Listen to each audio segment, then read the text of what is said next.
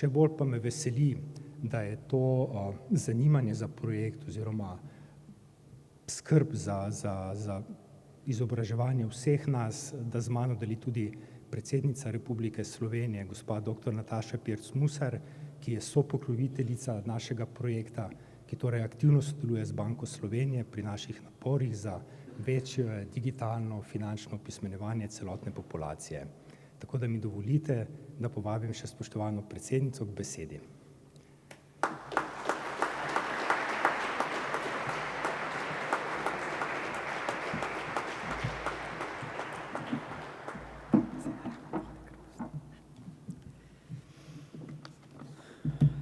Živjo, a so finance dolgočasne? Niso.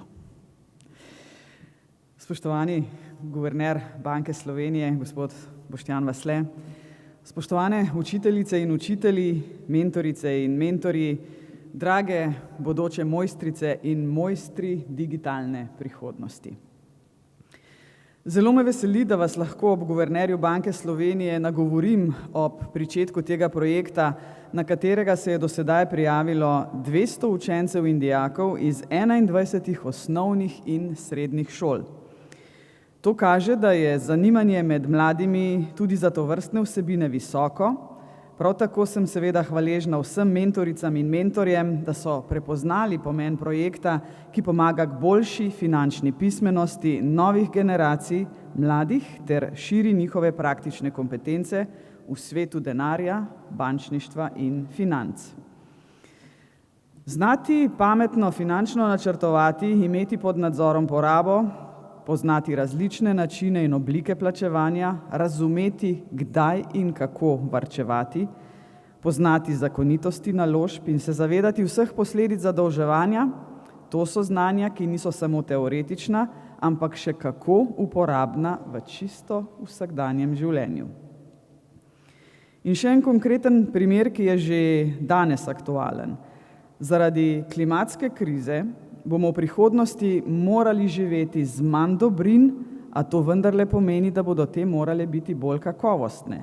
Da bomo znali uživati življenje z manj, a boljše, bodo finančna znanja izjemnega pomena. Kako varčevati in zakaj zapraviti denar, bo za vašo prihodnost tako bolj nujno vedeti, kot je danes. Razprave debatnega turnirja Mojstri digitalne prihodnosti bodo zaobjele 3 široka področja, za katere sem prepričana, da bodo visoko na lestvici uporabnosti v vašem odraslem življenju. Finance, digitalizacija in umetna inteligenca. Umetna inteligenca že sedaj zelo vpliva na naša življenja, včasih v pozitivnem pomenu, a kdaj žal tudi v negativnem, pri nakupovanju in oglaševanju ter iskanju po spletu, kjer upravljalec baz podatkov o vaših navadah ve celo več kot vi sami. Z digitalnimi osebnimi asistenti, prevodi, pametnimi sistemi v hišah in avtomobilih, v kibernetski varnosti, medicini in še kje. Pričakovati je, da bo v prihodnje s hitrim razvojem umetne inteligence področij uporabe še več. Umetna inteligenca nam lahko marsikaj olajša, a se je obenem res treba zavedati tudi tveganj njihove uporabe. A vam lahko na tem mestu kot predsednica dam en nasvet. Zdaj ne vem, koliko že sami kupujete letalske karte, ali vam jih še vedno starši. Verjetno nihče več ne gre v turistično agencijo in reče, jaz bi pa rad šel, ne vem, v New York, vse to se dela preko spleta. Ampak v ozadju spleta, veste, so posebni algoritmi, ki jih danes še hitreje poganja umetna inteligenca, kot se je to dogajalo prej. In recimo, da bi vi želeli čez 3 mesece odpotovati v Združene države Amerike, recimo v New York, greste na spletno stran mytrip.com, letalske.si, začnete iskati, sploh še ne vpišete imena in priimka, algoritem si je pa seveda že zapomnil, kaj počnete. In dobite takrat ceno, recimo 900 €. In potem majčkeno pozabite na to, greste čez 2 meseca zdaj po tisto karto, ker zdaj se vam pa že malo mudi, en mesec je do odhoda, vedeli ste, da so karte na razpolago, da stanejo 900 €, glej ga zlomka, niso več 900 €.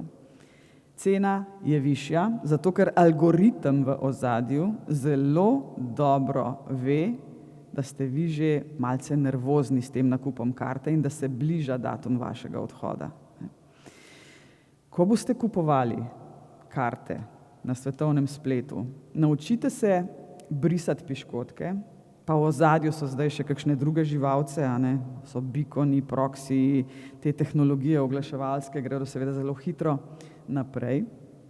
Torej, brisati piškotke ali pa iti na drug računalnik. Pa še eno stvar vam bom zaupala. Z mojim kolegom informatikom sva 3 leta nazaj se igrala in letalske karte kupovala, eden z androidnega telefona, ta drug pa z iOS-a, torej z Applovega. V štartu je bila ponudba na Applovem telefonu višja. Zaradi tega, ker algoritem v ozadju ima predvidevanje, da so kupci Applovih naprav premožnejši. Tako da, kaj se bomo iz tega naučili? Na Androide je treba kupovati stvari, pa piškotke brisati. To se dajte naučiti. Piškotki so tiste marcine tam v ozadju, ki si zapomnijo čisto vse, kar počnete na svetovnem spletu. Ampak res čisto vse. Evo, ne le kot predsednica republike z varstvom osebnih podatkov, kar je moja specialnost pravna, sem se ukvarjala že kot informacijska pooblaščenka. Tudi v svoji doktorski dizertaciji sem se te teme dolotila, zato se seveda še kako zavedam izzivov, ki sledijo razvoju umetne inteligence. Zato je neizmernega pomena, da se jih lotimo z vso resnostjo posledic, ki jih lahko prinesejo. Zavedati se namreč moramo, da je odgovornost za ravnanje tako v rokah uporabnika kot snovalca umetne inteligence in ne le to, odločiti se je treba, kako in kdaj snovalci odgovarjajo za negativne posledice in kako jih bomo kot družba naslovili. Jaz sem tako, veste, polna enih zgodbic, lahko vam povem, kako na Kitajskem, kjer vas kamera posname na vsakih 50 metrov, v bistvu profilirajo vse posameznike s pomočjo prepoznave obraza. Face recognition izraz ste verjetno že slišali, Če uporabljate Googleovo Picasso recimo, in imate v Google Picasso shranjene vse fotografije, Google uporablja v ozadju face recognition tehnologije. In če ste vi na eno fotografijo napisali, to je pa moja prijateljica Jana, recimo prijateljica Jana, bo Google v ta folder zmetal čisto vse slike, kjer je ta prijateljica Jana na sliki, ker na podlagi prepoznave obraza ugotovi, kdo na sliki je. No in Kitajci to uporabljajo za v bistvu nek credit score za državljane. Če se zunaj ne obnašaš dobro, ne boš dobil kreditnih točk za nakup stanovanja, za nakup avtomobila, morda ti niti ne bodo dovolili, da se poročiš. Skratka, to so stvari, ki si jih pa jaz seveda v Evropi ne želim, in na to vedno jasno in glasno opozarjam. Zato moramo poskrbeti, da se že v postopku samega razvoja umetne inteligence seveda prepreči pristranskost, ponarejanje, izkrivljanje resnice recimo, ter da se s tem namenom podpre vključujočo, raznoliko in vsem dostopno javno razpravo. In vi boste sami delček te javne razprave podali nam, vas bomo pozorno poslušali. Predvsem pa, če boste zajadrali v te vode, verjetno bo marsikdo med vami šel študirati računalništvo, se morate zavedati, da morajo algoritmi umetne inteligence biti dostopni javnosti, zato da bomo razumeli, kaj pravzaprav umetna inteligenca v ozadju počne. Samo na ta način bo umetna inteligenca lahko prispevala k razvoju demokracije. Pred nami so torej zahtevni tehnološki in družbeni izzivi, za katere potrebujemo vse svoje znanje in sposobnosti. In tukaj na tem mestu bi res rada omenila to, da v tem procesu, v tem razvoju nikakor, nikoli in nikdar ne smemo zanemariti potenciala deklet in žensk. Mnogo deklet danes sedi tu med vami. Jaz sem prva predsednica v zgodovini Republike Slovenije In ne samo zaradi tega, ker sem prva, ampak tudi zaradi tega, ker tako res mislim, da bi bila vsaka država zelo nespametna, če bi zanemarila polovico svojega potenciala. Deklet nas je 50%, v Sloveniji celo nekaj več. Gospod Vasle, ne vem, če še statistiko poznate, ker že dolgo niste tam, ampak mislim, da nas je okrog 50,8%, pa 49,2% je pa moških. Skratka, vesela sem podatka, da na tem tekmovanju, tem turnirju, ki se ga boste udeležili, da ste dekleta številčno izenačena s fanti. Veseli me, da smo skupaj z Banko Slovenije prepoznali skupno željo in voljo, da ozaveščamo o pasteh novih tehnologij, ki bodo krojile življenja prihodnjih generacij. Dobrodošli torej na projektu. Iskrena hvala za izkazano voljo, da želite sodelovati in tako tudi sami prispevati, tvorno prispevati k razpravam. Želim vam vso srečo pri snovanju argumentacije, dobro se poglobite v obravnavane teme, pripravite kar najboljša izhodišča za razpravo in verjemite mi, uživali boste, predvsem pa boste pridobili nova znanja.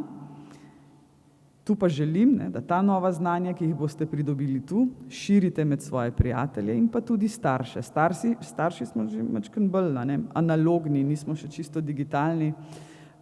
Mene že moj sin včasih heca, mama, daj se malo iz analogne v digitalno dobo prestal, pa nisem popoln analfabet, ampak prehitevate nas na celi črti na tem področju.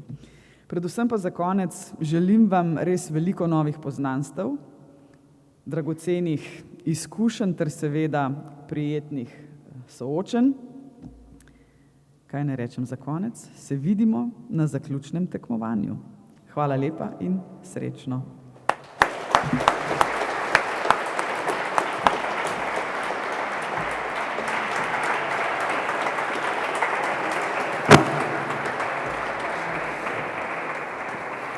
Hvala lepa, gospa predsednica. Hvala tudi za nasvet glede piškotkov. Jaz jih zelo rad brišem posebej iz krožnika.